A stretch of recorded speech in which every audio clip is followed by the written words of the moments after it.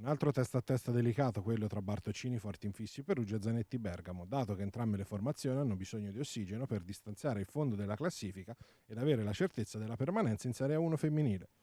Al termine dei 3 set risultare Bergamo che con un netto 3-0 ottiene il bottino pieno e guarda il resto della stagione con ottimismo. Il primo set comincia in equilibrio fino al 7 pari. Poi Perugia tenta l'allungo che riesce fino a 14-9, momento in cui coach Torino chiama pausa. La mossa è quella giusta. Comincia la rimonta per Bergamo e sul 16-15 ammazzanti a fermare il gioco. La pausa però non serve.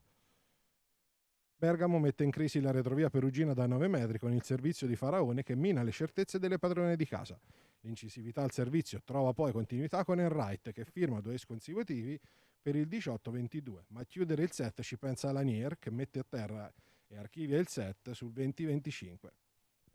L'avvio di secondo set mostra ancora una fase di studio tra le due formazioni, poi Bergamo prende il largo portandosi sull'8-13.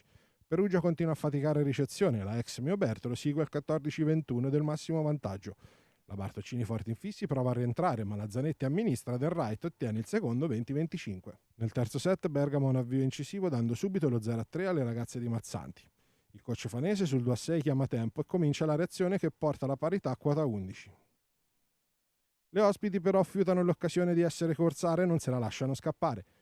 L'incisività di Loda continua a dare continuità allo sforzo lombardo che si conclude con i 3 punti quando l'ex Mioberto lo mette a terra la palla del 17-25 e del definitivo 0-3. Sono molto contenta, per noi questa era una partita importantissima, quindi sapevamo cosa dovevamo fare e ci è venuto bene, abbiamo giocato bene, c'è stato un buon ritmo fin dai primi punti, quindi non abbiamo mai perso di vista l'obiettivo, siamo sempre rimaste in controllo anche quando magari facciamo qualche errorino in più, quindi sono molto contenta e molto orgogliosa della mia squadra che stasera hanno dimostrato che quando c'è bisogno ci sono tutte.